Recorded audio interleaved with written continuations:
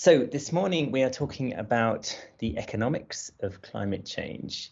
And the aim is to just introduce some core concepts and debates and to try and encourage you to think about what you consider to be valuable and important in this particular debate.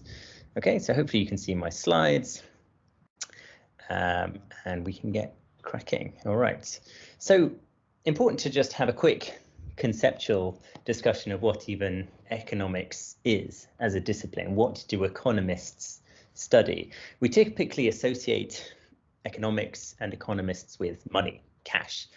And that's certainly something that economists are interested in. But more broadly, I would argue, economics is the study of value. Now, of course, cash is a very familiar way of measuring and exchanging value, but it's not by any means the only mechanism of doing so. And so perhaps a better way of thinking of economics is as a social science that considers the process of evaluation.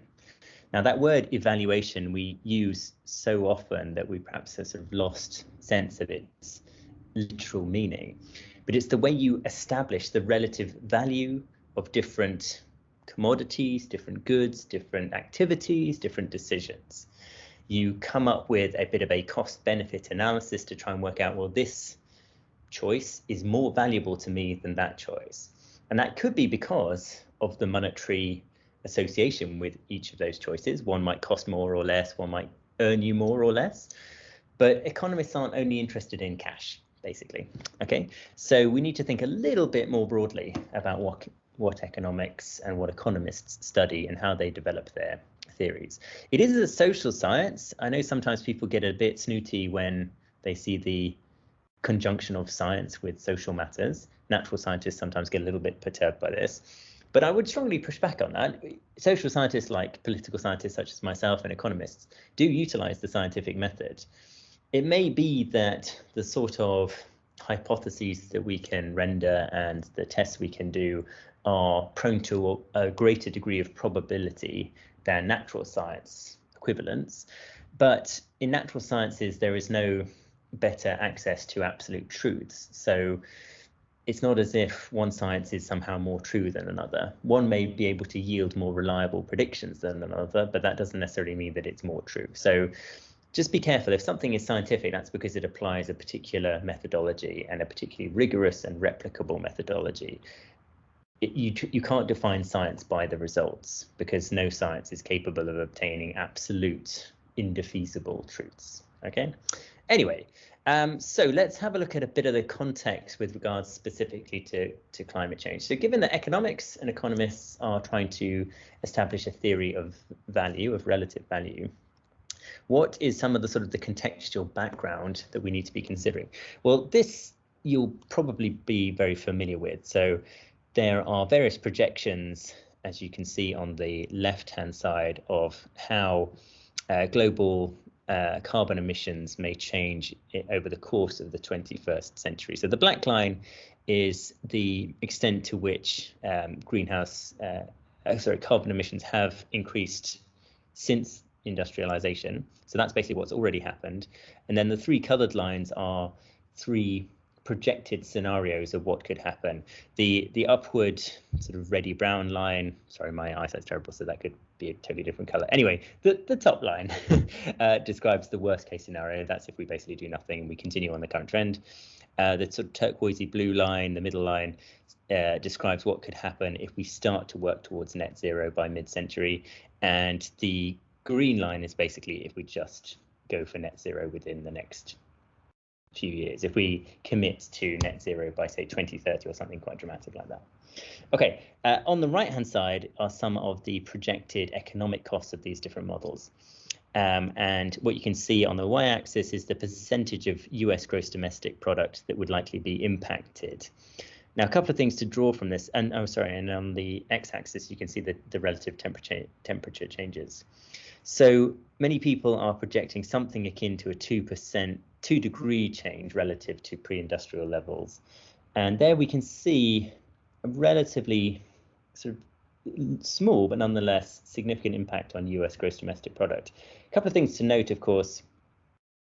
this is shot through with uncertainty. So just as I said earlier, social sciences are probabilistic. We don't know any of this stuff for sure. As you can see, that the grey margins around this trend line describe confidence intervals, and they get wider and wider, suggesting that there's not huge confidence as to what may happen. And of course, if there was something akin to a 15-degree temperature rise, that's what some would suggest would lead to absolutely runaway catastrophic climate change. The idea that that could have an impact as modest as 10 percentage points off US domestic product may be very optimistic. You know, if there's absolute ecological collapse, then it seems not unreasonable to assume that there might be complete economic collapse as well. So these projections are, of course, shot through with uncertainty. We need to take extraordinary care with them. But nonetheless, this is the sort of background that we're talking about. There is climate change that's happening, and we need to try and think about what impacts that could have on our estimations of value, both value now and value in the short and long-term futures. Okay. So what's next? Some other things, not trying to sort of freak you out too much, but these are some other sort of fundamental bits of information that we take from climate science. So the Earth was 3 degrees hotter in the Pliocene, and sea levels were 10 to 20 meters higher. So as I was just saying with that last graph, there are sort of predictions that US GDP, for example, that the amount of wealth that America can produce will be impacted fairly modestly with a 3-degree rise. But of course, that could lead to the great economic hubs of the United States, Chicago, New York City, Los Angeles, which are either lakeside or coastal cities, basically disappearing. So that would, I suspect, have a larger economic impact than those models were perhaps suggesting. Sea levels will rise by about 3 millimeters per annum because of thermal expansion and melting ice caps. So there's a sort of a double effect. As the world gets hotter, not only do you melt the ice caps, but you also expand the capacity of the atmosphere to hold more moisture. So it's sort of reinforcing, and that's called thermal expansion. There's enough ice in Greenland and Antarctica to raise sea levels by as much as 65 meters, which would be absolutely catastrophic. Jakarta, the capital city of Indonesia, is already being projected as having to move because sea levels are rising there by as much as 25 centimeters per annum. Half of all fossil fuel emissions that have ever been emitted have come in the last 30 years. Now, that is a fact that I find truly astonishing, because in the past 30 years, we've known about anthropogenic climate change, in other words, man-made climate change, and yet we've still ploughed on. We've still considered that it was valuable to us in the framework of an economist to exploit fossil fuels as opposed to switching to cleaner alternatives. Now, of course, in the past 30 years, there have also been extraordinary efforts towards switching to new technologies, and that I'll discuss shortly. But it's still striking that half of all fossil fuels ever emitted, have come in the last 30 years. Quite astonishing.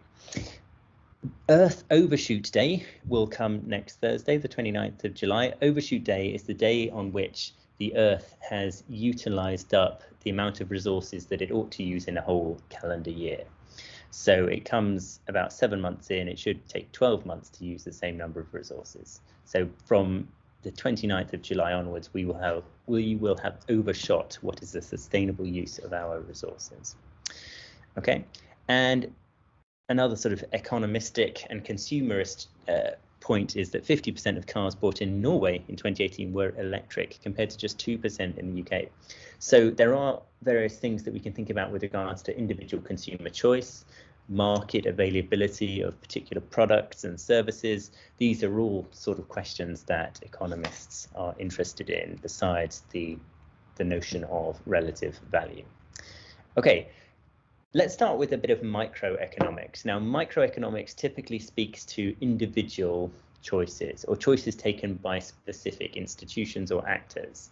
So it's singular decisions as opposed to multiple decisions, which might then creep into what you would call macroeconomics. Okay, so how do we as individuals evaluate our decisions when it comes to climate change. So how, for example, do we work out the costs and benefits that we have in recycling, in buying an electric car, in perhaps paying slightly more for our energy costs in order to obtain that energy via renewable sources?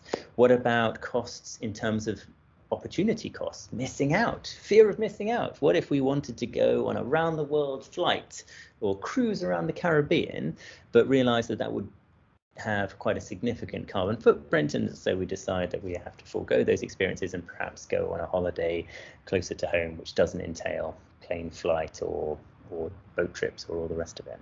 So in short, how do we as individuals make those calculations of cost and benefit? How do we weigh up the relative value of decisions? Of course, there's a monetary component, and governments and government policy will have an impact here. Governments can impose taxes on flights, especially long-haul flights, to try and discourage those. They can do all sorts of other things to make other choices more attractive. But there will also be quite a lot of just internal machination where we as individuals will make decisions and choices. And there are some interesting theories to try and work out how we make those choices. In a lecture that I recorded previously on rationality and rational choice, I covered some of the most important models in how we describe individual rationality in a non-cooperative game. So what we need to assume, and this is one of the common assumptions of game theory in economics, is that we are non-cooperative. We are basically playing a game. We're fighting with each other. We're competing for something. And I suppose what you could say we are competing for are scarce resources and opportunities. Now, you might quite rightly sort of raise an eyebrow and say, well, actually tackling climate change is not competitive. It ought to be something that we collaborate on. And that would be an entirely reasonable point. What I'm trying to get at here is to try and work out some of the theory as to why sometimes individuals may not feel incentivized to do much for climate change. And then we'll talk about how that then affects collective decision making. So when we go from the individual up to the collective, up to the social level, how we can get even more difficulty in coordinated action against climate change. Anyway, some of the key points to note with, for example, the prisoner's dilemma is that, and as described in the other video, the most rational equilibrium strategy for both Timon and Pumbaa, assuming that they are the two prisoners, is to defect, not to cooperate with each other, but to snitch on each other. So just as a quick recap to the prisoner's dilemma, Timon and Pumbaa have been imprisoned for a fairly minor crime, let's say it's shoplifting. But the authorities reckon that they have conspired on a much bigger crime, let's say robbing a bank or something like that. So what they do is that they interrogate them separately, and they try and get them to snitch on each other. And they basically set out the costs and benefits of what will happen if they stay quiet and therefore cooperate with the other prisoner, or if they snitch on them and throw them under the bus. And you can see that this is what's called a payoff matrix, the four boxes. And the first number is Timon's payoff, and the second number is Pumbaa's payoff. So let's say these numbers are years in prison. So if they both stay stum, they don't say a word, and they cooperate with each other and don't help out the police, they'll both stay in prison for a year apiece, because the police have still got them for the shoplifting. So they'll still face a year in prison. But what the police are dangling in front of them is that, well, if you basically snitch on the other person, you'll go away scot-free, but the other dude will get 5 years in prison. Oof, that's tempting. So what the police are basically saying, and again, Timon's payoff is the first number and Pumbaa's is the second. So if Timon decides to defect, snitch on Pumbaa, and Pumbaa decides to cooperate and keep stum and not snitch on Timon, then Timon gets to walk free, Pumbaa goes away for 5 years. And vice versa, if Pumbaa decides to snitch and Timon stays quiet, then Pumbaa gets to go free and Timon goes away for 5 years. If they both snitch on each other, then they're basically both confessing to the conspiracy to rob a bank, and so they both go away for 3 years. The thing is that basically the logic of this game is that their best choice is to snitch on each other. Now, you may sort of think, well, but, you know, snitches get stitches, and there's a sort of a code against snitching and all the rest of it.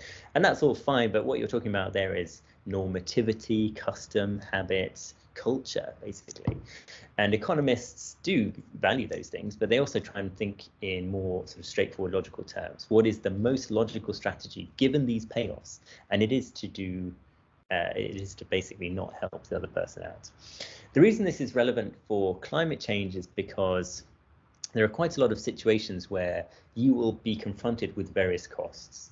Should you help out in an initiative to clean up your local environment? Should you stop utilizing a particularly dirty form of fuel that you particularly enjoy? Should you stop driving a very sort of high fuel consuming car? Should you stop going on international trips? Should you? On an individual cost benefit basis, in many cases, the most logical solution for you as an individual will be not to cooperate with everyone else to try and tackle climate change, but to defect and go it alone.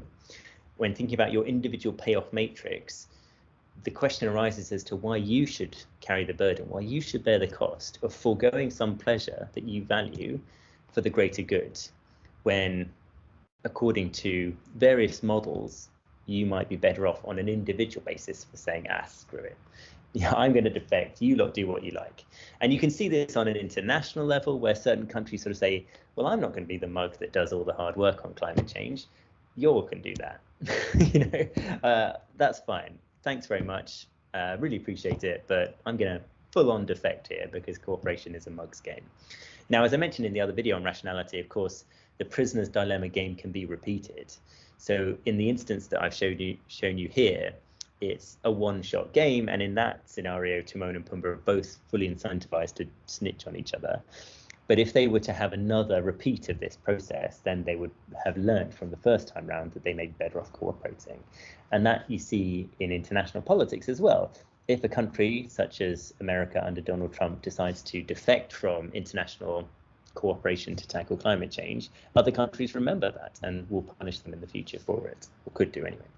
So anyway, the prisoner's dilemma can give us a sense of why sometimes when you're trying to work out individual choices and you're trying to balance up costs and benefits, and on one hand you've got a choice that would be better for the climate and another choice that would be worse for the climate, oftentimes actually in sort of strict logical terms, you may be best suited taking the dirtier, more climate affecting option.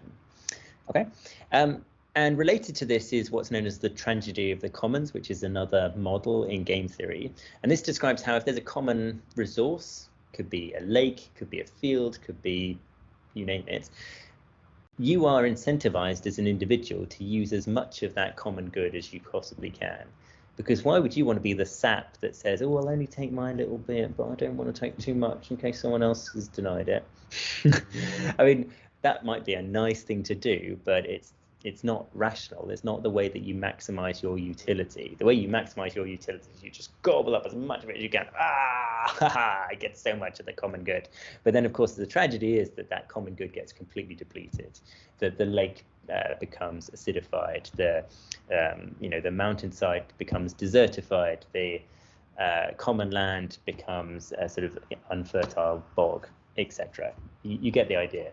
The point is that on an individual level, sometimes the best strategy for you is the worst outcome on a macro level. And that's part of the problem, is that when we then scale up from individual to collective evaluation of goods, we're in a real pickle, because we've basically got millions and millions of people that think on an individual level, well, I'm not sure that I can value this more green approach unless I'm sort of basically buying into the culture of it, the ideology of it. In strict economic terms, in sort of balancing off competing values, I can't justify this, so I have to justify it on other grounds. Now, of course, you may disagree, and there are various ways in which technology can come to the rescue, and I'll talk about those in a minute. But of course, this is all just theoretical, so do please take it with a pinch of salt. Anyway, one of the big problems when we then progress from the micro to the macro, and we start talking about how societies collectively make decisions, is that, well, first of all, if we all have individual evaluations of what's our preference and what's our what we prefer and what we don't prefer, how do we coordinate all of those preferences so that we get all of the planets in alignment and we can start making collective decisions? Well, according to Kenneth Arrow, it is basically impossible, or at least it's impossible without some degree of basically dictatorship. I mean, not literal dictatorship, but something that comes close to it. So, if we all have preferences, how do we sort of work out how they sort of square so that we can start working towards collective goals? It's very difficult because, as with the tragedy of the commons, you might have particular preferences that butt against mine. And so how do we work out a way to stop ourselves both ultimately working against our interests by destroying the common resource? Well, Kenneth Arrow basically said it is impossible unless you institute some sort of authority. So it could be a regulator, it could be a government, it could be a private organization, it could be all sorts of things wherein there is some sort of authority that says, no, you've exploited enough of the common area now, you have to stop, or you have to sort of change your habits and change your preferences. So one of the upshots is that there is quite an important role for regulation, for power, basically, for politics, in ensuring that we get collective, coordinated decision-making, and that some might argue that having a free market trying to tackle climate change couldn't work because the market will be too chaotic, too anarchic, and that invisible hand of the market that was pointed out by Adam Smith long ago won't lead us towards evaluating mitigation of climate change. So we need power, we need authority, we need ideology in order to solve those problems. Many would disagree, and they would say, for example, that technological change means the free market is clearly realizing the super value of tackling climate change. But others would come back and say, sure, they're beginning to. It's taken them a freaking long time, and it's already too late. So we need power. We need basically for people to be told, I don't care what you value, I don't care what your preferences are. They are self-defeating, and we are going to ignore you. And that's not necessarily the most palatable conclusion in a liberal democracy such as ours. Another important contribution to this debate is called The Logic of Collective Action by a man called Mansur Olson. And he described why basically a lot of the time we are incentivized to free ride on other people's hard work, and why it can sometimes be really difficult for us to cooperate in a big collective endeavor. And basically one of the issues is that, especially for something pertaining to the environment, is that the costs of working on environmental improvements are quite concentrated, but the benefits are massively dispersed. So let's take a simple example. You go down to your local beach, it's strewn with rubbish and it's looking awful. And you decide with a couple of friends to start picking up the rubbish and beautifying it. Well, you and your friends have concentrated the costs. So you are bearing an extraordinary amount of cost to clean up that beach. But unless it's your own private beach, you can't exclude anyone else from enjoying the benefits of what you've done. So the benefits are widely distributed, even though the costs are highly concentrated. And so the economist's question would be, why on earth did you clean up the beach? Are you mad? Have you taken something? That was clearly illogical. Now, of course, this is a slightly sort of flippant way of describing economists. They're not all as sort of robotic as that. But the essential point is that there will be lots of instances where you will think, well, why should I bear the costs of this? Shouldn't somebody else do it? And it's easy to then pass the buck and also free ride and sort of say, oh, well, it's great. I mean, loads of other people are sorting this out, so I'll just sort of sit back and do nothing. I mean, if they don't want to fly abroad for their holidays, that kind of means that they've bought me a plane ticket in sort of weird terms because they've forgone it. So that's one extra flight overseas for me. Woohoo! So I'm going to free ride on their largesse, on their efforts, and that'll be lovely. Thanks very much. So that can be one of the problems. And conversely, if the benefits are highly concentrated, but the costs are widely dispersed, then there is an extraordinary logic for collective action.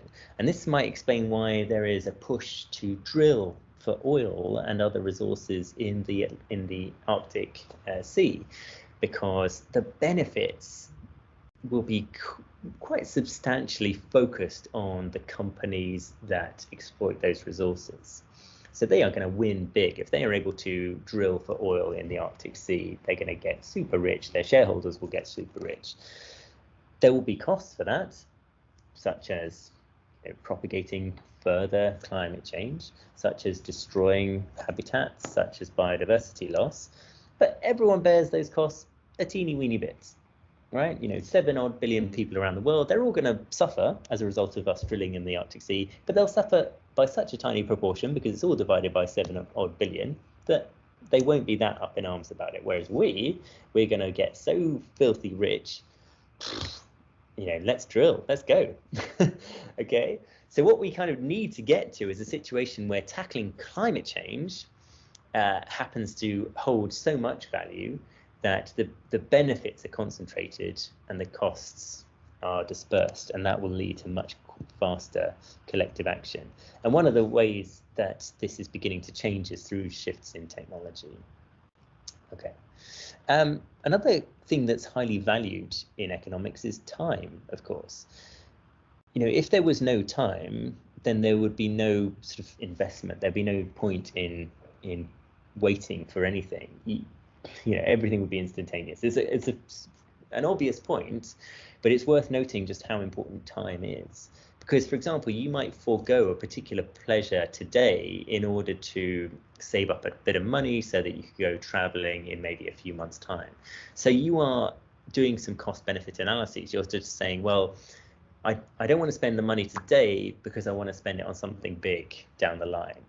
But that means that you've evaluated the relative benefits of spending money today versus saving it and spending it later. So time is a valuable commodity, and we consciously or unconsciously factor it into our calculations. And of course, governments do the same thing. And the technical way in which we try and calculate the relative value of money at different points of time, or indeed any commodity at different points of time, is called compounding and discounting. Now, compounding is probably more familiar to you as a concept, that there is a compound interest rate, and it tries to calculate how much money will be worth in the future based on what it's worth today. So let's say you've got £100 today and you want to try and work out what that will be worth in 10 years' time. There will be a compound interest rate which will describe, or at least project, how much your £100 might become in 10 years. And it's compounding because, let's say, every year your £100 grows by a bit. Well, then you effectively reinvest the £100 plus the 1 year's interest again. So it grows and it grows and it grows, not in a linear fashion, but in an exponential fashion.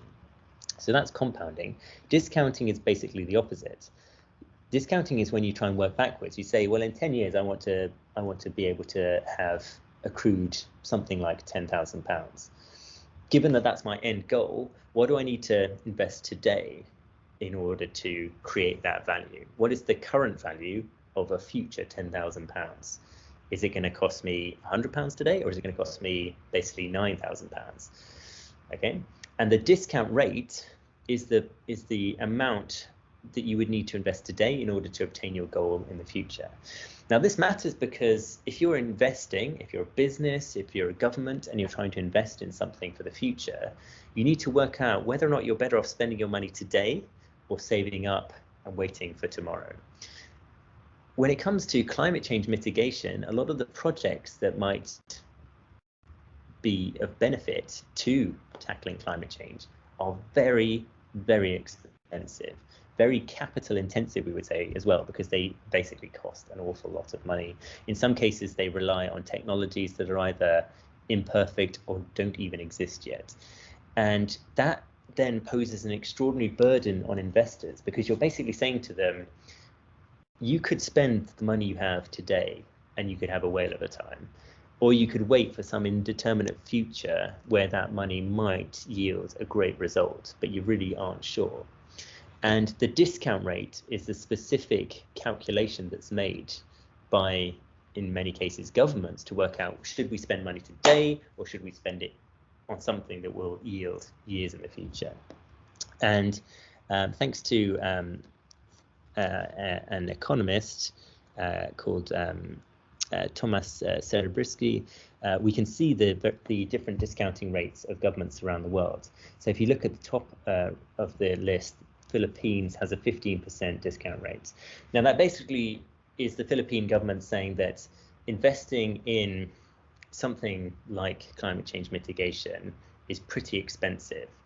And so by having quite a high discount rate, SDR stands for social discount rate, that means we'd probably be better off spending the money today in many cases, unless we consider that it's in our cost benefit analyses to be better off to invest in something in the future. If you have a lower social discount rate, such as these other countries do, the United States, European Union, Italy, France, Spain, and the UK has quite a low social discount rate of 3.5%. That suggests that they're basically assuming that it's pretty cheap today to invest in something for the future. There was a review by an economist called the Stern Review, which advocated for having a discount rate of 0% for climate change mitigation investments, basically saying you shouldn't discount the future. You should just invest the money as if it's almost meaningless how much value it is today relative to the future, because climate change mitigation is so important that imposing a huge percentage rate on it now means that you're going to be disincentivized from investing. That it's the equivalent of saying, no, screw the holiday in 6 months' time. I'm just going to spend this money today. I'm going to go to the pub with my mates. I don't want to discount the future. I'm just going to spend it now. Now there are patterns in this list that you may notice. Basically, somewhat lesser developed, poorer countries are towards the top of the list with higher social discount rates, and richer countries are towards the bottom. And that makes a lot of sense. Poorer countries will have all sorts of current account and capital infrastructure matters that are more pressing. They might, for example, need to deal with a significant public finance problem. They might have very high interest rates. And so putting away a lot of money today in order to try and yield some sort of indeterminate value in the future is not a particularly rational choice for that context. Whereas for richer countries, they're in a better position to do so. The point is that the social discount rate is very difficult to calculate. In many cases, it's quite arbitrary. Some economists basically say you should not even calculate it for climate change. You should just invest for future returns. But then that has all sorts of ethical and moral implications for the present. If you're investing money for tomorrow, what about the people that are alive today? What about the people that are suffering today, of which there are many? And we've seen clear examples of that during the COVID-19 pandemic, that there are people who have lost their jobs, people who are being pushed into poverty, people who are losing educational opportunities. And so saying to them, yeah, I know you've had a hard time, but we're going to invest in the livelihoods of your as yet unborn grandchildren might seem a bit strange. And for some of them, they may not even be planning to have grandchildren. So that might even be particularly morally indefensible. Anyway, you have a think about it for yourself. Innovation is clearly important. So this is one of the results of companies and governments investing and discounting the future, is that we have seen some quite rapid changes in the relative costs, monetary costs of different forms of energy. So this at least is some evidence as to the fact that past investments in these technologies has yielded the sort of returns that people were hoping for. So for example, this figure at the top, $359, is how much electricity from solar cost. Not sure what the particular unit is. I guess it's per kilowatt hour, per megawatt hour. Okay, yeah. So you can see it's rocketed down. So that was in about 2009, and in just 10 years, it's come down to $40. 10 years. I mean, that's astonishing. It's dropped by 89%.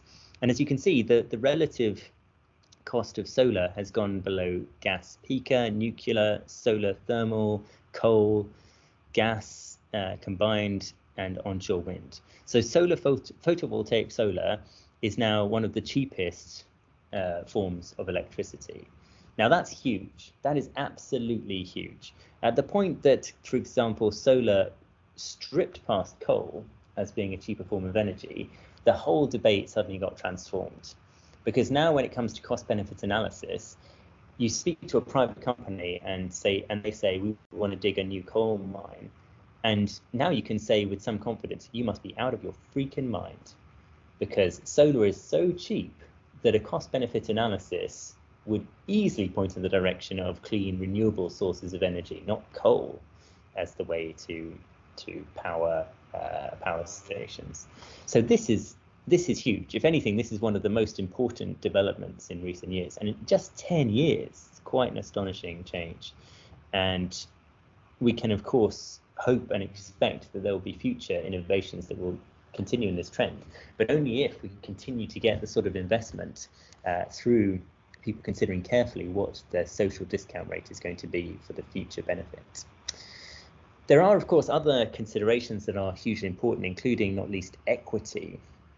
Equity, broadly speaking, describes fairness. So how do you distribute goods and opportunities to people? Now, this is a really interesting model. It comes from an Oxford professor in economics called Kate Raworth, and she describes this model as the donut model of climate economics. And what you basically see is that the green circle is where we need to be. That's the optimum position. And anything inside the donut or outside the donut is no good. If we're inside the donut, then we are basically doing almost too much work tackling climate change, and we are not helping people that are in stress right now. So, for example, we might do all sorts of things to mitigate climate change, but we will affect anything to do with water supply, food, health, education, income and work, peace and justice, political voice, social equity, gender equality, and so on. For example, let's say that rich countries, when it comes to the meeting in Glasgow, the COP26 meeting later in the year, rich countries say to poorer countries, you mustn't develop because development leads to climate change and you must stop developing your economies. Well, those poorer countries will quite fairly say, but that's devastatingly unfair, given that you lot are the ones that made all the mess. To now turn around and tell us that we can't pull our own people out of poverty is monstrous, and it would be monstrous. So there needs to be some sort of consideration about fairness and equity, because if you don't have stable societies, you can't have stable economies, and you can't have investments in climate change mitigation. So you might think we should go absolutely gung-ho, all steam ahead for climate change mitigation, and that's reasonable, but you've got to take people with you, and if you don't, you could be in more trouble than you may think. Conversely, of course, if you don't do enough to mitigate climate change, then you get all of the results that you might expect. So ocean acidification, chemical pollution, nitrogen and phosphorus loading, freshwater withdrawals, land conversion, biodiversity loss, air pollution, ozone layer depletion. So we need to try and stick in the donut and not go into the whole of the donut or the outside of the donut. We need to make sure that we are balancing social equity and what Kate Raworth calls the ecological ceiling. Okay, anyway, so there are some sort of core considerations about the economics of climate change. First of all, be clear as to what economics as a discipline studies. A common description of the discipline is that it is the study of relative value. That is often described in monetary terms, but it doesn't have to be. And so that will then translate into how do individuals determine what is the most valuable decision for themselves? How do they weigh up costs and benefits to say, well, I think this is a more valuable choice than that? And then when we go from that micro level and we start to translate it amongst lots and lots of individuals to a macro level, how do we coordinate those millions, billions of individual choices, individual preferences, and individual evaluations into a collective social choice? Well, it's very difficult, especially if there's not some sort of mechanism to align people's preferences. And with climate change, it's been quite difficult historically because the costs of working on climate change have been quite concentrated. Alternative fuel sources were quite expensive. Electric cars were difficult to obtain and expensive and hard to run. You might have to forego fancy holidays. You might have to go and clean beaches on the weekend. These costs are pretty concentrated and the benefits are so dispersed. It beggars belief as to why anyone would have done anything about climate change. So hopefully with changes in technology, but also changes in authority and culture, the balance of costs and benefits will tilt more towards collective endeavors to tackle climate change.